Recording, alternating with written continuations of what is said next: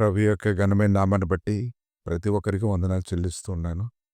ఈ నూతన సంవత్సరంలో అడుగుపెడుతున్నటువంటి ప్రతి ఒక్కరిని బట్టి దేవుణ్ణి ఎంతగానో స్తుతిస్తూ ఉన్నాను.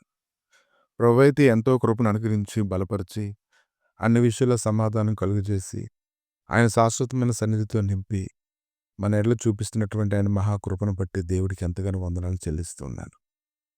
కనుక ఆయన శాశ్వతమైనటువంటి కృప ఇప్పుడే కాదు, ఎల్లవెల్లా మనకు తోడుగా ఉంచారు. ఈ సంవత్సరంలోనే అత్యధికమైనటువంటి కృపని ప్రభువు మనకు అనుగ్రహించి మనల్ని బలపరుస్తూ ఉన్నారు. ఆదికాండము 15:1 ఇవి జరిగిన తరువాత యెహోవా వాక్యము అబ్రహామునకు దర్శనమందు వచ్చి, అబ్రామా భయపడకుము, నేను నీ కేడము, నీ బహుమానము అత్యధికమగునని చెప్పాను. ఏవి జరిగిన తర్వాత? ఆదికాండము 14:22-23 నుంచి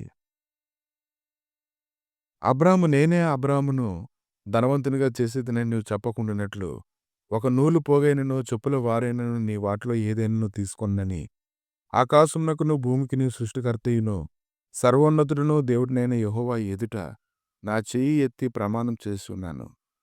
అయితే ఈ పడుచువారు భుజించినది తప్ప నాతో కూడా వచ్చిన అనేరు, ఎష్కేలు, మమ్రే అను వారికి ఏ ఏ భాగములు రావలెనో ఆయా భాగములు మాత్రమే వారిని తీసుకొని నిమ్మని సొదొమ రాజుతో చెప్పాను. ఈ యొక్క లేఖనాల గురించి ధ్యానిస్తూ ఉన్నప్పుడు ఇదంతా జరిగిన తర్వాత యెహోవా వాక్యం అబ్రాహామునకు దర్శనమందు వచ్చి, అబ్రామా భయపడకుము, నేను నీ కేడము, నీ బహుమానం అత్యధికమగునని చెప్పాను. ఈ యొక్క మాటలు కానీ ధ్యానించినట్లయితే ఎప్పుడైతే నువ్వు దేవుని పక్షంగా మాట్లాడడం ప్రారంభిస్తూ ఉంటావో అప్పుడు ఖచ్చితంగా ప్రభువు నీ పక్షంగా ఉండి నీ బహుమానాన్ని అత్యధికమగినట్లుగా చేయడానికి ఆయన శక్తిమంతుడై ఉన్నాడు. కనుక ఒకడు ధనం సంపన్నుడైనప్పుడు వానింటి ఘనత విస్తరించినప్పుడు నువ్వు భయపడాల్సిన అవసరం లేదు. దేవుడు నీకు సమాధానం కలుగజేస్తూ ఉన్నాడు. భయపడకు, ఏ కీడు నిన్ను సమీపించుకున్నట్లుగా ఆయన కృప చూపించడానికి శక్తిమంతుడు. ఎందుకంటే ఈ 2026 సంవత్సరంలో ఎవరైతే దేవుని పక్షంగా మాట్లాడతారో వారందరికీ దేవుడు వారి బహుమానాన్ని అత్యధికంగా చేయడానికి ఆయన శక్తిమంతుడై ఉన్నాడు. కనుక సమాధానకరమైనటువంటి సన్నిధి నిన్ను వెంబడించేటట్టుగా కృపనిచ్చేటువంటి దీనిగా ఉంది. కాబట్టి దాన్ని గ్రహించుకోగలగాలి.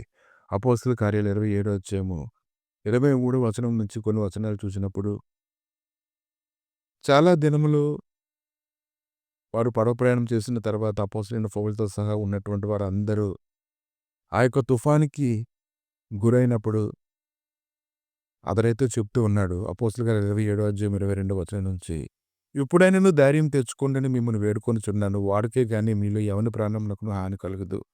నేను ఎవని వాడునో ఎవరిని సేవించున్నానో ఆ దేవుని దూత గడిచిన రాత్రి నా యొద్ద నిలిచి, పౌలా భయపడకము, నీవు కైసరు ఎదుట నిలబడవలసి ఉన్నది.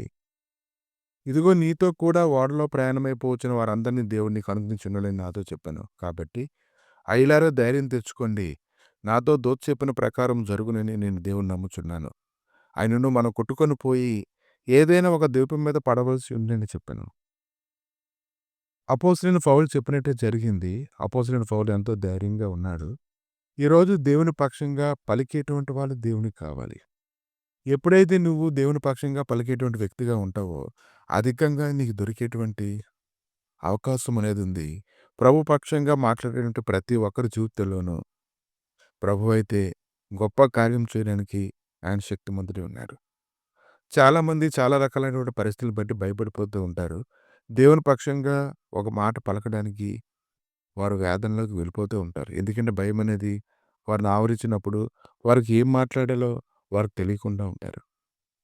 ద్వితీయోపదేశకాండము 31:8 చూసినప్పుడు, నీ ముందర నడిచేవాడు యెహోవా, ఆయన నీకు తోడై ఉండును, ఆయన నిన్ను విడువడు, నిన్ను ఎడబాయడు, భయపడకము, విస్మయం అందకమని ఇశ్రాయేలు ఎదుట అతనితో చెప్పాను.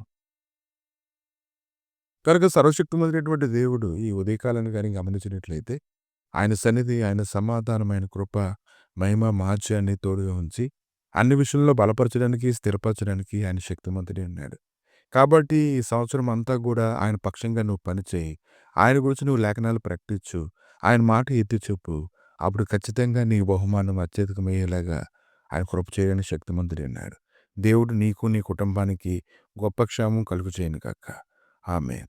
ప్రభువా, నీ దయగలిగిన హస్తాలకు అప్పగిస్తుండగా 2025 సంవత్సరం అంతా కాపుదలనిచ్చి నడిపించినటువంటి దేవా, 2026 సంవత్సరంలో నీ నామాన్ని మహిమపరచినట్లుగా ప్రతి ఒక్కరికి అటువంటి భాగ్యమును దయచేసి నెమ్మదితో నింపి నడిపించి గొప్ప శుభములతో నన్ను నింపి మీరే మహిమ పొందమని యేసుక్రీస్తు నామములు అడిగి వేడుకుంటున్నాము తండ్రి.